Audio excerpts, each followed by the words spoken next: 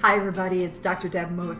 So today I want to tell my story of pelvic organ prolapse and how that's occurred and what that is. So when I was 28 years old, I had just had my last child, and remember maybe about a year after I had my last child, started to develop some pelvic pain, some discomfort, a lot of pulling, a lot of pressure, a lot of pain with intercourse, to the point where I just wasn't interested anymore in that because it was so uncomfortable for days afterwards. And one day I went to the bathroom and all of a sudden realized my cervix was misplaced. It was not where it was supposed to be. It was at the opening of the vagina, and I was a little startled, thinking, what the heck is going on here? I'm too young for anything like this. I know what this is because I was already a practicing women's health nurse practitioner, but was kind of alarmed that it was happening to me. So I immediately reached out to some of my colleagues to ask for a referral to see someone, and they recommended that I see somebody called a urogynecologist, which is a gynecologist who specializes in urogenital problems, so pelvic organ prolapse, urinary incontinence, fecal incontinence, that kind of thing. And I chose to see Dr. Catherine Stevenson out of Milwaukee, and worked with her for a while, and she did confirm that I had a pelvic organ prolapse. And initially we thought maybe it was just due to my rapid births. I birthed very hard and very rapidly, and so we thought, well, maybe that's just what's going on.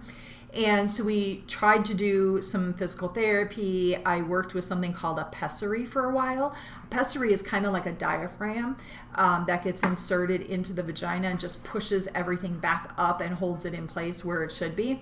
And after about a year of working with that, I decided that this just really isn't for me with my active lifestyle as young as I was, and it really didn't resolve my painful issues around intercourse. So I opted to have a hysterectomy at, I think I was about 30, 29 or 30, somewhere around there. And that took care of my problem for a very long time. Fast forward to age 48, and I began to have similar problems. But this time I started having some urinary incontinence issues. And I started having some bladder leakage. I'd stand up, and right after I had gone to the bathroom, I'd be leaking urine down my leg again.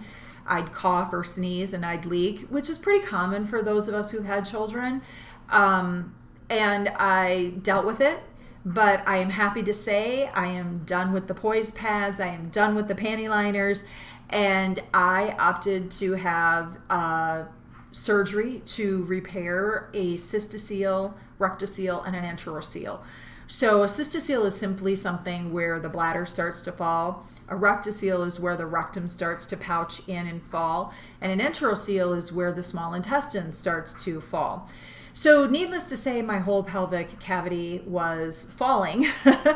And I just got really tired of it. And I could have opted to use a pessary again. But having done that once, I just wasn't interested in doing that again. So I reached out again to Dr. Catherine Stevenson, who I absolutely love, and I was so grateful that she could still be my urogynecologist. And we opted to do a major procedure, not invasive, but somewhat major. It was outpatient, so it's not a big deal, but does take a longer recovery. And so that is why I have had to be off of work for the last month.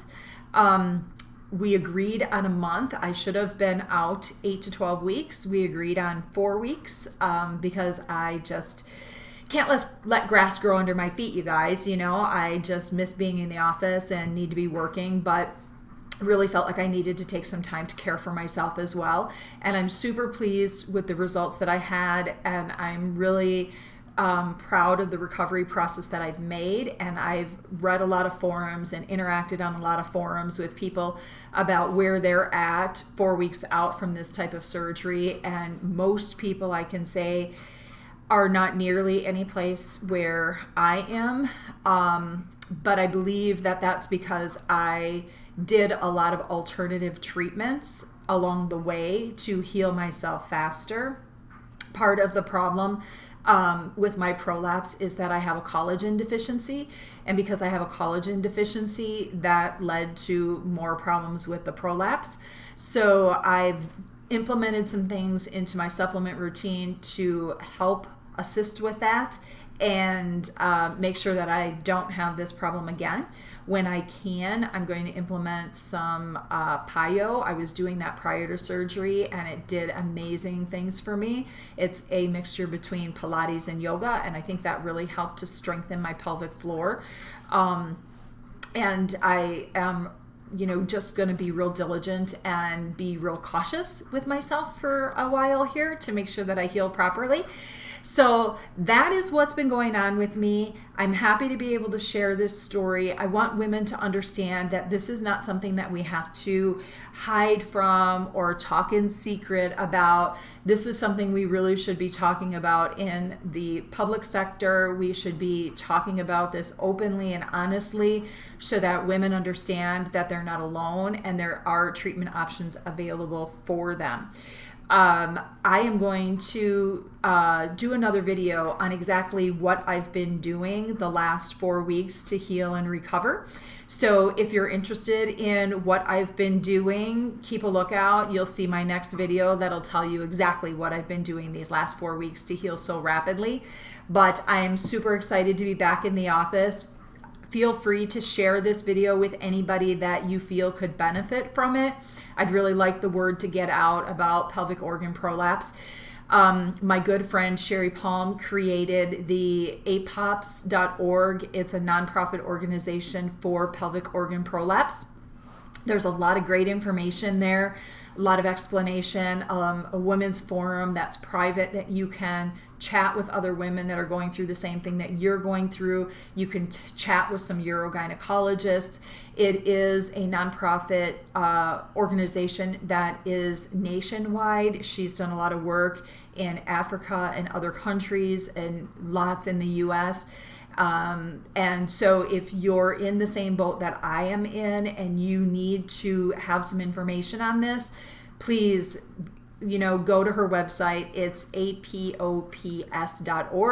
Check them out. They'll be a great resource for you. I'm happy to chat with you if you want to chat with me about what you're going through, and I can share with you and make some recommendations and some referrals to some docs.